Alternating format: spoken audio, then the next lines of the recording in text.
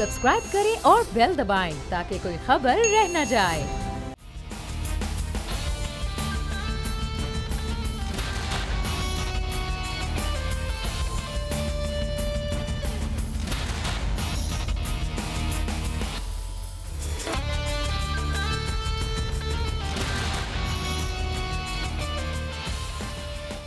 अस्सलामुअलैकुम। The special report with Mudassar Iqbal में खुश आमदीद कहते हैं। नाज़रीन, आज 2 लोगों की ज़मानत की तौसी हुई है और अबूरी ज़मानतों में तौसी और ज़मानत मंजूर होने के मामलात हुए, जिसमें पहले नंबर पर साबिक सदर आसिफ अली जरदारी साहब हैं, जिन पर मुख्तलिफ केसेस हैं, उनमें उनकी ज़मानत मंजूर हुई है। दूसरे अलीम खान साहब हैं, जो जुडिशल रिमांड पर यानी कि जेल में मौजूद थे और आज उनको भी ज़मानत मिल गई है। तो नैब के जो मामला जिन पर इल्ज़ामात और जो चीज़ें थीं उसके हवाले से आज दोनों ने अपने अपने बयानात भी दिए हैं, जिसमें साबिक सदर आसिफ अली जरदारी का ये कहना है कि नैब और मईशत एक साथ नहीं चल सकते हैं। ये पहले भी वो बात कर चुके हैं और इसके बाद चेयरमैन नैब ने ये बात की कि नैब और मईशत साथ साथ ही चलेंगे। तो अब देखना ये है कि ये मुकदमात जो बने और आज दूसरा मुकदमा जो अलीम खान साहब के हवाले से था जिनमें उन्हें ज़मानत मिली है, उसमें भी ये कहा गया कि नैब अभी तक कुछ प्रूव नहीं कर पाया है। एक तो सालों साल पुराना मुकदमा है जिसमें चीज़ें साबित नहीं हो पाई हैं। आज भी जो रिपोर्ट थी वो हतमी नहीं थी जो पेश की गई थी जस्टिस बाकर अली नजफी साहब की अदालत में, तो आज उन्हें ज़मानत मिल गई है। मामला ये है कि ये एक तरफ नैब बहुत ज़्यादा एक्टिव है और गिरफ्तारियां तक कर रहा है, मुकदमात बना रहा है। दूसरा ये है कि वो रेफरेंस और उसमें जो रिपोर्ट्स हैं वो बुनियादी तौर पर बेहतर तौर पर नहीं चलाई जा रही हैं। क्या प्रोसिक्यूटर कमज़ोर हैं या वाकई ये तमाम तर मामलात जो हैं वो सियासी बुनियादों पर हो रहे हैं। तो आज अलीम खान साहब को मुबारकबाद भी दे दी। साबिक सदर आसिफ अली जरदारी साहब ने उनकी ज़मानत पर रिहाई की और साथ ही साथ कहा कि सियासत का मुकाबला सियासत के मैदान में ही होना चाहिए। क्या उन्होंने गुफ्तगू की है, आपको पहले वो सुनवाते हैं, फिर हमारे मेहमान हमारे साथ होंगे, उनसे बात करते हैं।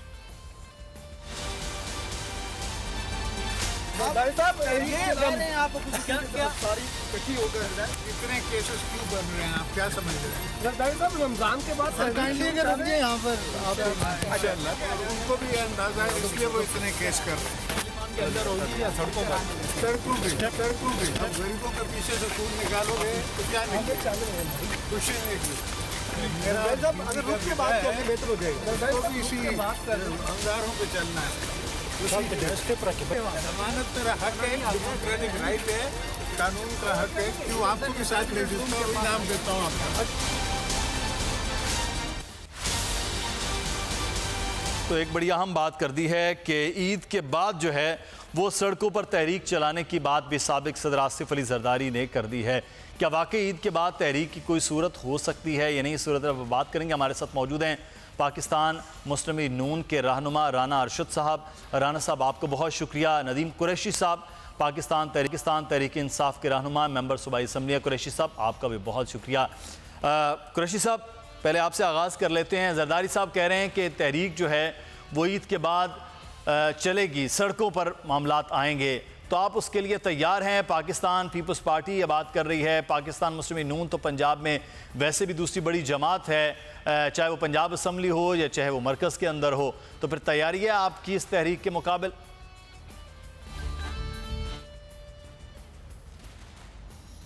बिस्मिल्लाहिर्रहमानिर्रहीम। देखिए, मैं समझता हूँ कि जरदारी साहब ने बड़ी खूबसूरत बात की है कि वो ईद के बाद तहरीक शुरू करेंगे। इसका मतलब है कि वो ईद से पहले तमाम रोज़े भी रखेंगे, अफ्तारी भी करेंगे इंशाअल्लाह ताला और सहरी भी करेंगे, और जब वो सहर और अफ्तार से फ्री होकर ईद बनाएंगे तो उसके बाद शायद वो अपने फ़ैसले पर रिव्यू करें। चूँकि पाकिस्तान तहरीक इंसाफ अब हर उस चीज़ के लिए तैयार है जो पाकिस्तान तहरीक इंसाफ को उसके टारगेट तक पहुँचने से रोकने की कोशिश करेंगे। मैं समझता हूँ पाकिस्तान तहरीक इंसाफ ने आज जिस एजेंडे को आगे लेकर बढ़ाया है वो एजेंडा पाकिस्तान की आवाम है। वो पाकिस्तान तहरीक इंसाफ की जो प्रायोरिटी नंबर 1 है वो पाकिस्तान में मुआशी इस्तेहकाम, पाकिस्तान की तरक्की, पाकिस्तान के लोगों को इस फरसूदा निज़ाम से छुटकारा और पाकिस्तान को जदीद दुनिया में एक महज़्ज़ब मुल्क के तौर पे पेश करना हमारा सबसे बड़ा टारगेट है। जरदारी साहब और इनके कबील के वो तमाम लोग जिन्होंने पिछले 40-50 साल इस मुल्क पे हुक्मरानी भी की और किसी भी तरह से लोगों को इस्तेमाल करके अपने बोरे इस्तेमाल किए और वो गवर्नमेंट्स में रहे, वो आज बड़े परेशान हैं कि पाकिस्तान के लोगों के सामने ना वो सिर्फ पॉलिटिकली एक्सपोज हो रहे हैं, बल्कि उनकी ये बेनामी अकाउंट्स और उनके ये बेपनाह जो सरमाया जो उन्होंने पाकिस्तान की हुकूमतों में रहकर इकट्ठा किया, हासिल किया और उसे बैरून मुल्क मुंतकिल किया, वो भी उनके लिए वबाल जान बना हुआ है। तो मैं जरदारी साहब को खैर मकदम करता हूँ इस बात का कि उन्हें रमज़ान शरीफ के तक़द्दुस का एहसास है, और मुमकिन है वो ये भी कह देते हैं जी मैं आज अफ्तारी के बाद तहरीक शुरू करूँगा। तो पाकिस्तान तहरीक इंसाफ का सच किसी नौयत का कोई इशू नहीं है। जरदारी साहब और पाकिस्तान पीपल्स पार्टी और तमाम लोग रमज़ान शरीफ की बरकतों से फैज़याब हो और अल्लाह के यहाँ दुआ करें कि अल्लाह ताला पाकिस्तान को आगे बढ़ने दे और पाकिस्तान से मोहब्बत करने वाले लोग पाकिस्तान को लेकर आगे बढ़े। सही, चलिए ये तो अब देखना है कि आप क्या है कि वो ईद के बाद जो है वो तहरीक वाले मामले पर भी नज़रसानी करेंगे। लेकिन राना अरशद साहब, तहरीक की अगर बात होती है तो आपकी जमात तो मरकज़ में भी बड़ी जमात है और पंजाब के अंदर भी आपके पास बड़ी जमात होने की अक्सरियत है।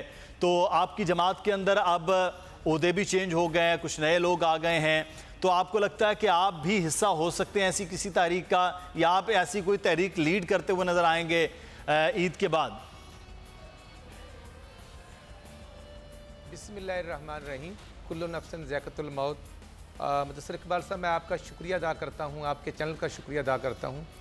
और मैं इसमें कोई दो राय नहीं है कि रमज़ान मुबारक का बाबरकत महीना है शरई लिहाज से, और फिर मैं समझता हूँ कि बतौर मजहबी लिहाज से पाकिस्तान जो हमारा प्यारा वतन है वो भी रमज़ान मुबारक के महीने में बनता है।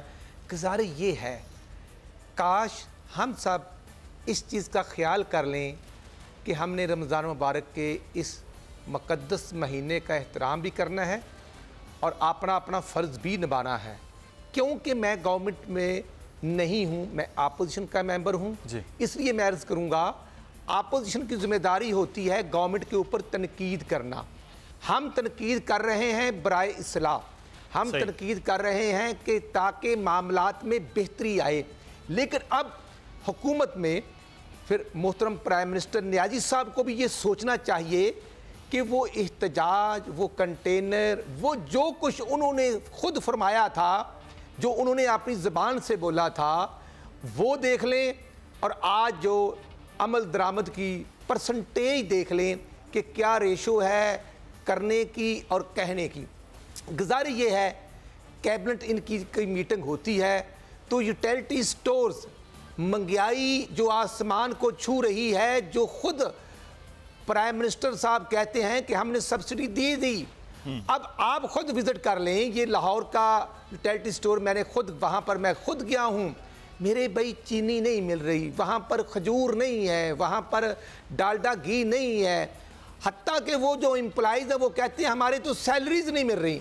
इसलिए मैं अर्ज़ करना चाहता हूँ कि रमज़ान मुबारक का इस मुक़द्दस महीने का एहतराम भी करें, डिलीवर भी करें। ये इम्यूनिटी स्कीम मैं समझता हूँ कि अभी तक मुस्लिम लीग नून के कायद मोहम्मद नवाज साहब, शहबाज साहब ने, हमने तहरीक का ऐलान नहीं किया। हम समझते हैं, हमारी लीडरशिप ये समझती है कि ये गवर्नमेंट डिलीवर करे। लेकिन जब अगर अप्रैल मई 2018 में हम इम्यूनिटी स्कीम दें तो वो हराम थी, आज खुद खान साहब इम्यूनिटी स्कीम दें तो ये हलाल है। और खुद खान साहब की वो स्पीच देख लें जो उन्होंने इम्यूनिटी स्कीम के बाद की थी, और मैं समझता हूँ ये बहुत बड़ा तजाद है। फिर खान साहब ने खुद कहा था कि IMF के पास नहीं जाएंगे, हत्ता कि खुदकशी भी करनी पड़ी तो वो फरमा लेंगे। लेकिन राना साहब, ये दो तीन बड़े अहम पॉइंट है जो आपने बात इलेक्शन जीतने के बाद, मैं इस पे राय ले लूं कुरैशी साहब के। दो तीन बड़े अहम पॉइंट आपने बात कर दिए हैं। एक सर आधा मिनट दीजिए मुदस्सिर भाई। गुज़ारिश ये है, जब खान साहब को जैसे भी इस कुर्सी पे बिठाया गया वो बैठ गए, उनकी 26 जुलाई की स्पीच देख लें, फिर वो गालबन 19 अगस्त की स्पीच देख लें, वो कह रहे हैं कि हम सऊदीया, UAE कंट्रीज और किसी के आगे भीख नहीं मांगेंगे, कर्जा नहीं लेंगे, क्योंकि जब कर्जा लेते हैं तो फिर इंसान अपनी इज्जत का सौदा कर बैठता है। इसलिए मैं अर्ज़ करूँगा कि जो खान साहब ने खुद कहा था, अब IMF से हमने सौदा नहीं किया, हमने तो IMF के हाथों सब कुछ दे दिया। स्टेट गवर्नर, स्टेट बैंक हमने उनके कहने पर उनका मुलाजम लगा दिया। उसके बाद आप देखिए FBI डिपार्टमेंट, सही शब्बर जैदी साहब, चलें कुछ चीजें अगर वो इस साइड पे आ रही हैं तो हम ये देखते हैं कि एक तरफ तो वो फाटा के मामलात हैं, उन्होंने वो पूरा कर दिया, जनूबी पंजाब की बात है वो पूरी करी। मैं चाहूंगा इस पे भी आगे चल के बात करें। ये जो आपके सवाल हैं भारत मैं करते हैं उस पे बात, राणा साहब उस पे बात करते हैं जी, ये कब किया था, ये बिल्कुल उस पे बात करते हैं। इस पे मैं चाहूंगा कुरैशी साहब से बात कर ली जाए।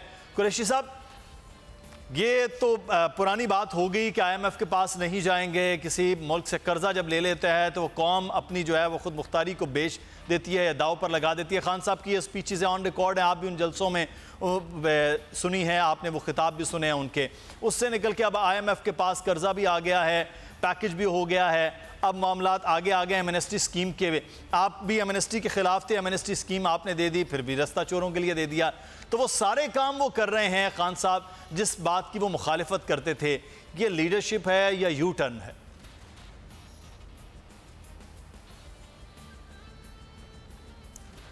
देखिए मुदस्सिर, मैं आपको बड़ी वाज़ेह बात बताऊं, आप खुद सोचें, आप माशाल्लाह इतने बड़े चैनल के एंकर हैं और आपकी आवाज़ अब पूरी दुनिया में सुनी जा रही है। राणा साहब भी मेरे भाई हैं। मैं इनसे पूछना चाहता हूँ, सियासत के ये मौशी टॉर्जन जो आज से 1 साल पहले कहते थे कि पाकिस्तान की इकॉनमी वर्ल्ड में बड़ी तेज़ी से ग्रो करके और वो बड़ी हदूद को छू रही है। इसहाक डार साहब ने जो फैक्ट्स एंड फिगर्स दिए थे कि पाकिस्तान तो एशिया का टाइगर बन गया है, इसहाक डार साहब फरमाते थे कि पाकिस्तान की इकॉनमी अब उस बहरान से निकल आई है। मुझे बताएं 7-8 माह में ऐसा क्या हुआ कि पाकिस्तान की इकॉनमी से वो सब कुछ निकल गया? तो मेरे भाई, ये लफ्ज़ों का गोरख धंधा था।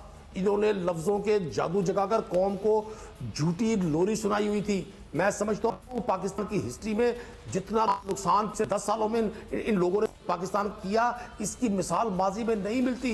इमरान खान साहब ने बिल्कुल ठीक कहा था। मैं अपनी पार्टी के उस थिंक टैंक का हिस्सा हूँ जो इकबाल के इस शेर पर 100% रिलाई करता है कि ताहिर इलाहुती उस रिज़्क से मौत अच्छी जिस रिज़्क से आती हो परवाज में कोताही। लेकिन पाकिस्तान डेमोक्रेटिक मुल्क है हुजूर, या जमहूरियत है। यहाँ जब क़यादत कोई फैसला करने जाती है, पाकिस्तान तहरीक इंसाफ में डिक्टेटरशिप नहीं है इनकी तरह से, जहाँ फ़र्द वाहिद का हुक्म चलता था। फ़र्द वाहिद फरमाते थे कि जी अब ऑरेंज ट्रेन चलेगी, तो फिर पाकिस्तान का वो सरमाया लोगों को गुर्बत की चक्की में डालकर, लोगों के वसाइल को नोच कर और ट्रेन पे लगाया जाता था। कोई एक मंसूबा माजी में ऐसा नहीं शुरू किया गया जिसने इस कौम को बेनिफिट दिया हो। IMF के पास जाना या पाकिस्तान की गिरी हुई इकॉनमी को संभालना गवर्नमेंट की जिम्मेदारी है। बहुत सारी चीजें मशावरत के बाद इंसान वो करनी पड़ती है जिसको उसका दिल नहीं मान रहा होता, जो वो समझता है कि ठीक नहीं है। लेकिन क्या किया जाए? मैं इनसे पूछता हूँ ना जी, इन्होंने जो इकॉनमी स्टेबल की थी पाकिस्तान की, ये फरमाते थे, ये कौम को फिगर्स दिया करते थे कि जी पाकिस्तान के ज़राए मुबादला इतने बढ़ गए, पाकिस्तान की इकॉनमी इतनी स्टेबल हो गई, पाकिस्तान इस वक्त एशियन टाइगर बन गया। 7-8-9 माह में ऐसा क्या हुआ? कहाँ गए वो सारे फैक्ट्स? इसका मतलब है ये झूठ बोलते थे। और मैं वाज़े ऐलान करना चाहता हूँ, इमरान खान की प्रायोरिटी पाकिस्तान है। इमरान खान ने पाकिस्तान से सरमाया बैरून मुल्क मुंतकिल नहीं किया। इमरान खान साहब को अगर आज गैर मकबूल फैसले करने पड़ रहे हैं तो उसकी वजह सिर्फ पाकिस्तान है, उसकी वजह सिर्फ पाकिस्तान की आवाम है। अगर हम तो सर यही गैर मकबूल फैसले पिछली हुकूमतें करती थी कि IMF के पास चली गई, आपकी हुकूमत भी यही गैर मकबूल फैसला कर रही है। अब देखना यह है कि इस गैर मकबूल फैसलों के अंदर अवाम के लिए रिलीफ क्या निकल के आता है। ये तो अभी अब बजट आने वाला है, उस बजट के बारे में जो तहफ़्फ़ुज़ात ये बताए जा रहे हैं कि ये बजट बहुत ज़्यादा खौफनाक होगा, ये बजट कोई ज़्यादा आसान नहीं है। तो वो बजट के जो असरात हैं वो एक आम आदमी के लिए जो आएंगे, बहरहाल वो उसको भुगतना है। तो वो देखना है कि फिर वो वाकई ईद के बाद पाकिस्तान मुस्लिम नून क्या सोचती है, पाकिस्तान पीपल्स पार्टी क्या तहरीक की बात करती है, एक गरीब आदमी क्या करता है, हुकूमत उनको क्या दे पाती है। मैं वक्त भी कमी है, मैं आगे चलूँगा। कुछ और मामलात है, फाटा के हवाले से भी बात हो रही थी, जनूबी पंजाब का। राणा साहब, फाटा के मामलात हैं, आप कह रहे हैं कि आपका इनिशिएटिव था, सरताज अजीज़ साहब उस वक्त कमेटी को चेयर कर रहे थे, वो सारी चीज़ें हुई। अब आकर आपकी जमात पाकिस्तान पीपल्स पार्टी है, पाकिस्तान तहरीक इंसाफ है, तमाम जमातों ने यूनानिमसली उस बिल को मंजूर कर लिया है।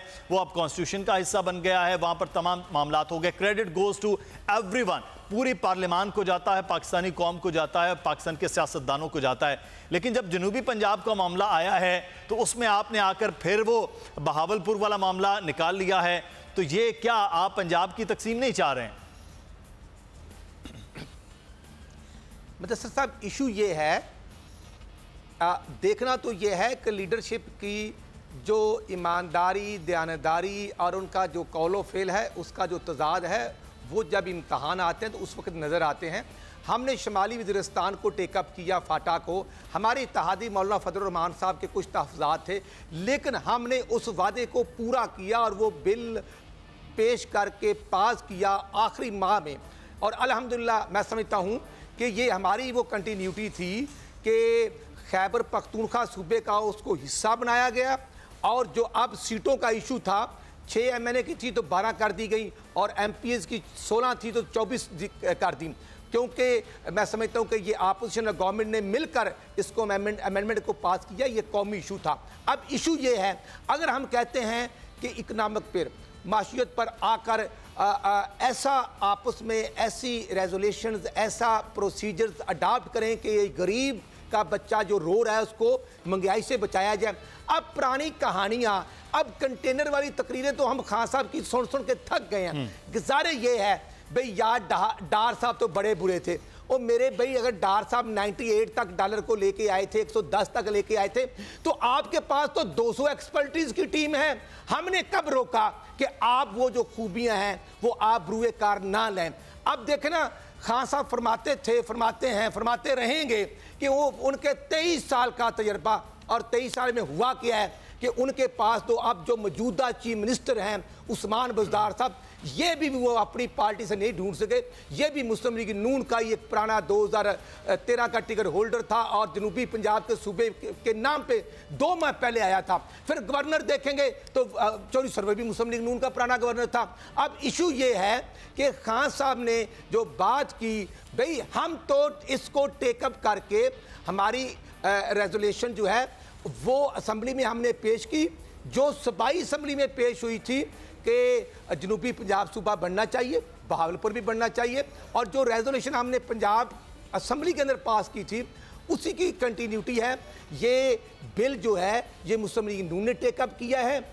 और ये स्पीकर साहब ने, कौमी असम्बली के स्पीकर साहब ने कायमा कमेटी को मुदस्सर साहब रेफर कर दी है। अब उस पर बहस होनी है, उस पर मीटिंग्स होनी है।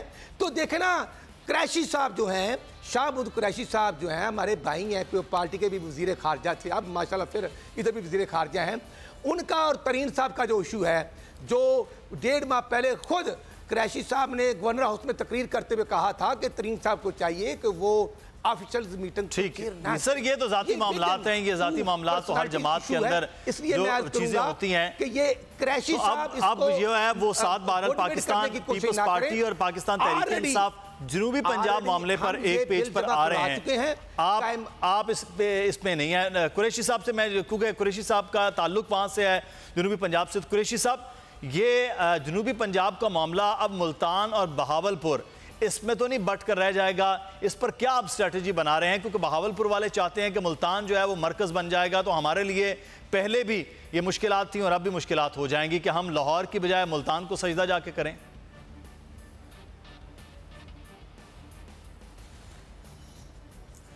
देखिए मुदस्सर, मैं आपको अर्ज करूं, मुल्तान या बहावलपुर दोनों की अपनी अपनी एक अहमियत है। मैं समझता हूँ जनूबी पंजाब के तमाम लोग इस बात पर मुत्तफिक हैं कि जनूबी पंजाब को इंतज़ामी बुनियादों पर अलहदा सूबे का दर्जा मिलना चाहिए, और पाकिस्तान तहरीक इंसाफ पाकिस्तान की वो पहली पॉलिटिकल पार्टी है जिसने अपने आइन में इसको शामिल किया। और आज आप देख लें, विद इन 9 मंथ, अभी 9 माह हुए गवर्नमेंट को, अल्हम्दुलिल्लाह पाकिस्तान की नेशनल असम्बली से ये बिल पास हो गया। जहाँ तक बात है बहावलपुर की या मुल्तान की, तो इमरान खान साहब पाकिस्तान तहरीक इंसाफ में ताकत का सब चश्मा है, वो सबके लिए लीडर, और वो समझते हैं कि पाकिस्तान के और जनूबी पंजाब की और पंजाब की आवाम के हक में जो बेहतर फैसला होगा वो डिसीजन करेंगे। हम सबकी ये राय है कि जो फैसला इमरान खान साहब करें हमारे लिए वो मनोन कबूल होगा। मैं मुस्लिम लीग नून के दोस्तों से ये बात कहना चाहता हूँ कि अब भी वक्त है कि वो होल लें, जनूबी पंजाब सूबे में रुकावट ना डालें। मैं बड़ा हैरान होता हूँ, मैं मुल्तान के एक शहरी की हैसियत से, बतौर मेंबर सूबाई असम्बली की हैसियत से, जब मैं नून लीग की ये पॉलिसी देखता हूँ, मैं कोई सख्त लफ्ज नहीं इस्तेमाल करना चाहता, हालांकि इसके लिए बड़ा सख्त लफ्ज इस्तेमाल हो सकता है। ये आउट ऑफ द असम्बली इनकी गुफ्तगू कुछ और होती है, विद इन असम्बली की गुफ्तगू और होती है। अब इन्होंने भावलपुर सूबे का जो शोषा छोड़ा है, आप तस्वुर करें क्या ये पॉसिबल है कि 3 अजला पे मुश्तमिल कोई सूबा हो? पाकिस्तान की 70 साल की हिस्ट्री में अब अभी हम 4 सूबों से आगे नहीं बढ़ सके थे। ये पहला एक माइलस्टोन हम करने जा रहे हैं और इंशाल्लाह ताला इमरान खान साहब ने अपनी कैंपेन में जो वादा किया था और इसका इनिशिएट शाह महमूद कुरैशी साहब ने लिया। उन्होंने सारे मामले को टेकअप किया और फिर साउथ पंजाब के तमाम अरकान असेंबली ने, हमारे बहुत सारे दोस्तों ने इस पर मूव की और फिर साउथ पंजाब के लोगों ने पाकिस्तान तहरीक इंसाफ को अपने वोट की ताकत से स्ट्रेंथन करते हुए ये असेंबलीज में भेजा और ये श्योर करवाने की कोशिश की कि हम लोग पाकिस्तान तहरीक इंसाफ के प्लेटफॉर्म से साउथ पंजाब सूबे की स्ट्रगल को आगे बढ़ाएंगे। वोट की बात की जाए तो कुरैशी साहब बहावलपुर रियासत में फिर आपको वोट उतना नहीं मिला है। मुस्लिम लीग नून के दोस्त देखिए, नहीं मैं आप कर्ज कर रहा हूं, बहावलपुर रियासत की भी हमें उतनी ही अहमियत है। बहावलपुर ने भी उसी तरह से वोट दिया। बुनियादी तौर पर तो आप साउथ पंजाब की सारी जियोग्राफिकल सूरत देखेंगे तो ये ऑलमोस्ट सेम है। ये वीट ग्रोइंग एरिया है, ये मैंगो ग्रोइंग एरिया है, ये कॉटन बेल्ट है। इसके सारे मामलात, इसका कल्चर ऑलमोस्ट मिलता जुलता है, कोई ऐसा इतना बड़ा इशू नहीं है। लेकिन मुल्तान की एक हिस्टोरिकल हैसियत है। आप देखें एक जमाने में मुल्तान तो सिंध तक के मुश्तरका जो सही का भी दारुल खिलाफा मुल्तान रहा है। मुल्तान की अपनी हिस्टोरिकल हैसियत है। मुल्तान का ही हिस्सा बहावलपुर है, लेकिन मैं भी मुल्तान और बहावलपुर की बहस में नहीं जाना चाहता। हमें बिल्कुल जनूबी पंजाब का मामला जनूबी पंजाब तक इंतजामी बुनियाद वो सूबे वो रखे जाएं, वरना तो बहावलपुर जो डिवीजन है वो तो 3 अजला पर मुश्तमिल और उसकी उतनी आबादी और इतने वसाइल, सबसे अहम वसाइल का मामला है कि वसाइल इतने होंगे कि वो सूबा चल सकता है। जनूबी पंजाब बहरहाल सूबा हो तो उसके लिए आसानियाँ भी हो सकती है। पूरी दुनिया में सूबे इसी तरह से बनाए भी जाते रहे हैं। बहुत शुक्रिया नदीम कुरैशी साहब हमारे साथ मौजूद थे और राना अरशद साहब आपका बहुत शुक्रिया, पाकिस्तान मुस्लिम नून के रहनुमा। हमें ब्रेक लेना है, ब्रेक के बाद वापस आएंगे, फिर कुछ बात करेंगे पाकिस्तान की क्रिकेट टीम की कि वर्ल्ड कप की तैयारियां हैं तो 350 स्कोर करके भी पाकिस्तान अगर वो डिफेंड नहीं कर पाता है तो क्या फिर 550 की इनिंग खेली जाएगी अगले आने वाले वक्त में। ब्रेक लेते हैं।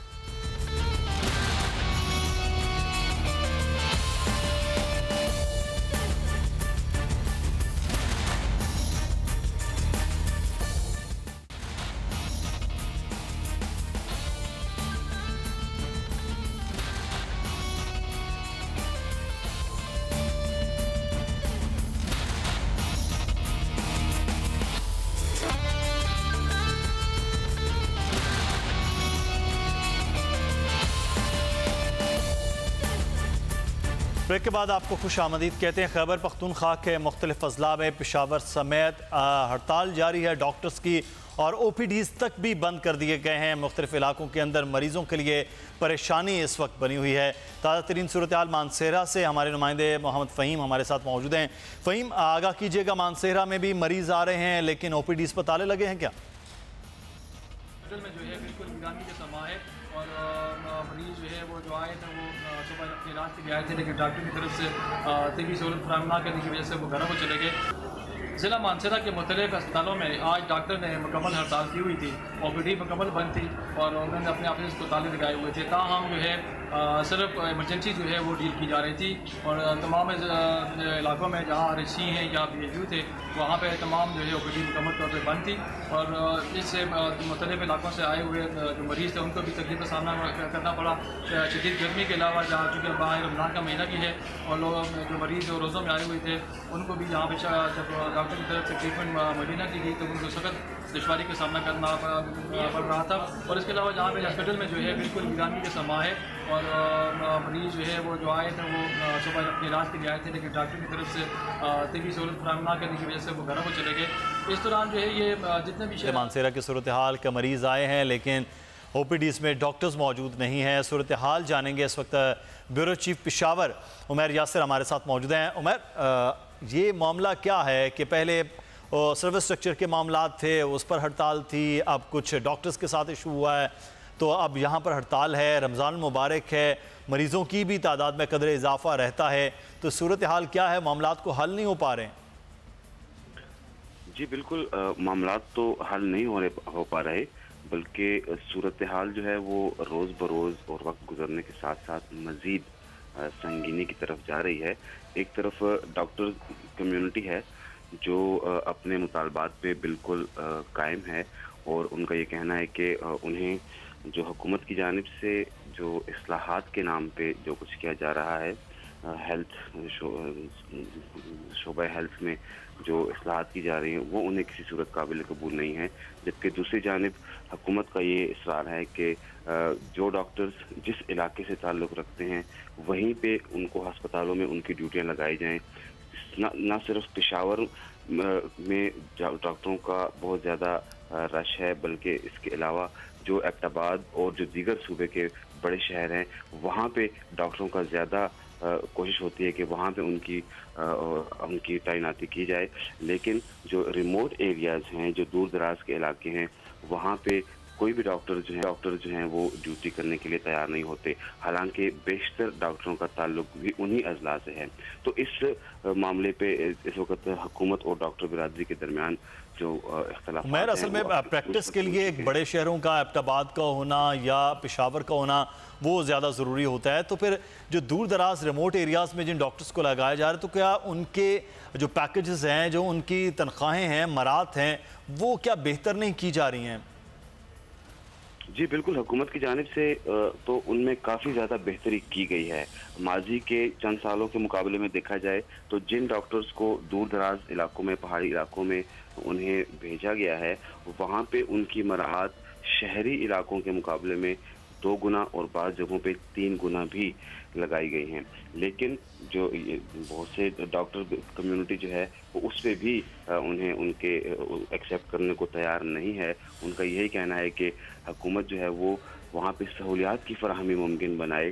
तो हुकूमत की जानिब से ये मौक़िफ़ बार बार इख्तियार किया जा रहा है कि जब वहाँ पे डॉक्टर्स की मौजूदगी होगी, तो क्योंकि शहर के पेशावर के 4 बड़े अस्पताल हैं, तो इसके अलावा अयूब टीचिंग अस्पताल एबटाबाद का है, वहाँ पे भी बोझ इसी वजह से होता है कि दूर दराज इलाकों के जो मरीज़ हैं वो यहीं पे लाए जाते हैं, और इसी वजह से लाए जाते हैं कि वहाँ पे डॉक्टर्स दस्तयाब नहीं होते और वहाँ पे दीगर सहूलियात भी मरीज़ों को दस्तयाब नहीं होती। तो इस सूरत हाल में न सिर्फ इन बड़े अस्पतालों पे बोझ कम होगा, बल्कि जो दूर दराज इलाके हैं वहाँ के अवाम को भी उन्हीं इलाकों में सेहत की तमाम सहूलियात वहाँ पर। ठीक है, तो अभी डॉक्टर्स अपनी जगह पर अटके हुए हैं, हुकूमत मामलात हैं वो वहीं पर हैं, लेकिन इस सारे अमल के अंदर जो सबसे ज़्यादा नुकसान हो रहा है और जो ख्वार हो रहे हैं वो हो रहे हैं इस वक्त मरीज़। बहुत शुक्रिया, चीफ पेशावर हमारे साथ मौजूद थे और पेशावर में भी ये हड़ताल जारी है।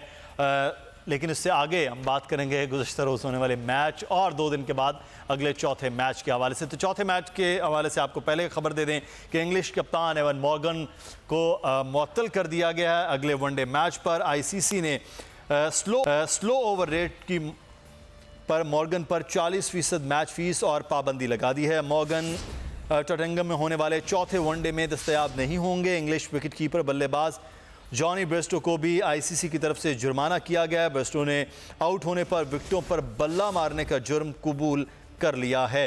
तो ये कल के मैच की सूरत हाल है। तो एक तो इंग्लिश कैप्टन नहीं होंगे मैच में, चौथा मैच होगा तो उससे क्या फ़र्क पड़ सकता है। एजाज़ वसीम बाकरी हमारे नुमाइंदे हमारे साथ मौजूद हैं। एजाज़, पहले तुम तीसरे मैच की बाद में बात करेंगे। ये मॉर्गन पर मुकदमा मॉर्गन मुअत्तली जो हुई है एक मैच के हवाले से, ये क्यों हुआ कि पाकिस्तान बहुत तेज खेल रहा था कि स्लो ओवर रेट हो गया? आपने देखा होगा कि जब पाकिस्तान और इंग्लैंड के दरमियान मैच हो रहा था तो इंग्लिश कप्तान जो है वो पाकिस्तान ने, क्योंकि पहले बैटिंग की थी और 358 रन पाकिस्तान ने किए थे, तो वो बार बार टाइम ले रहे थे, बार बार वो बॉलर्स के साथ मशवरा कर रहे थे।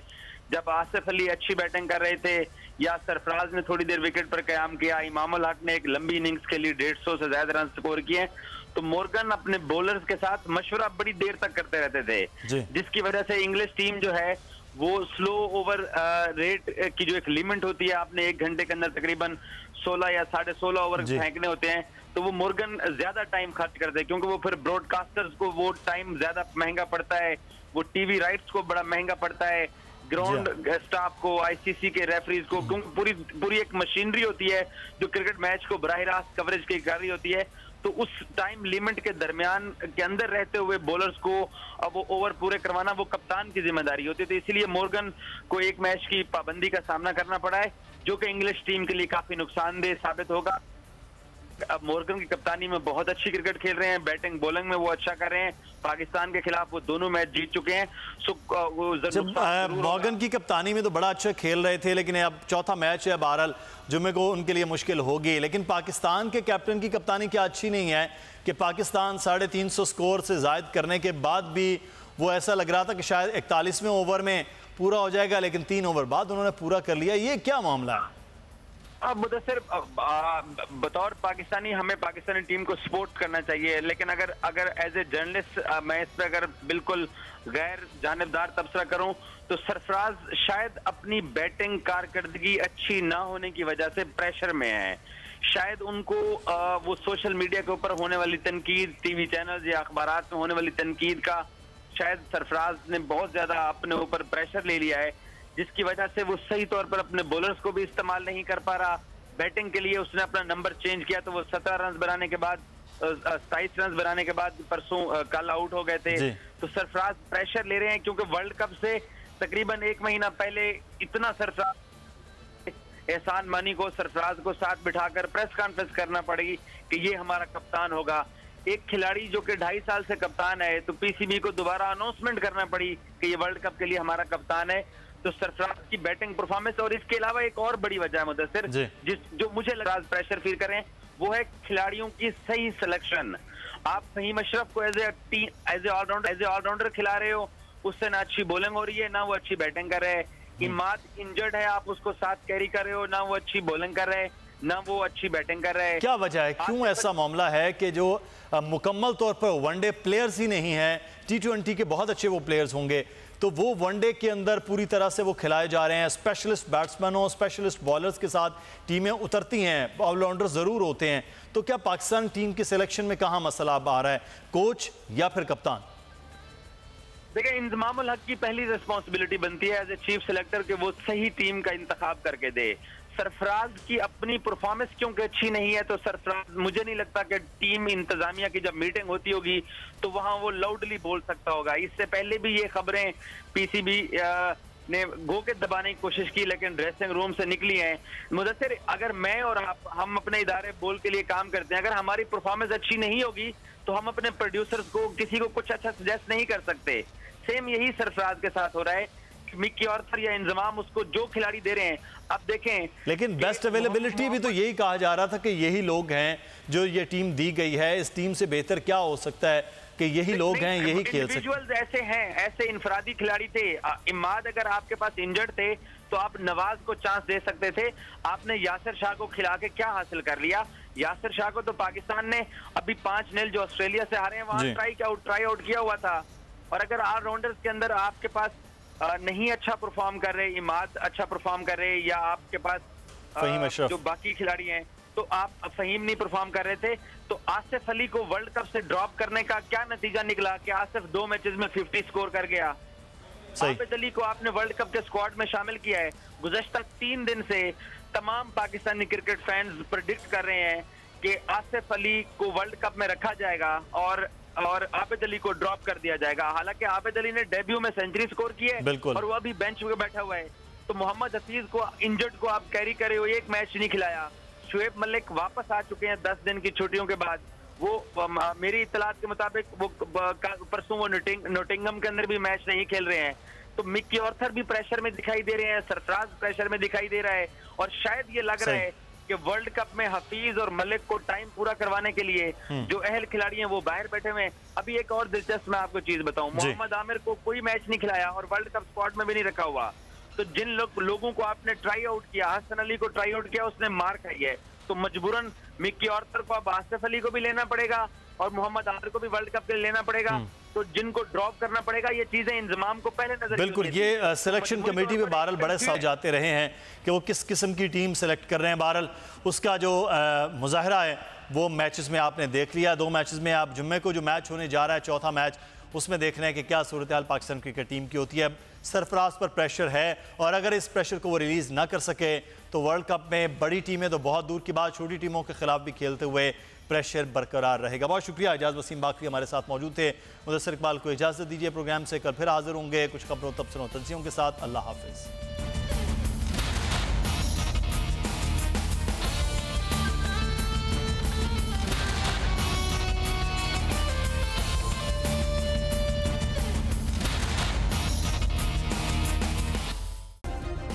सब्सक्राइब करें और बेल दबाएं ताकि कोई खबर रह न जाए।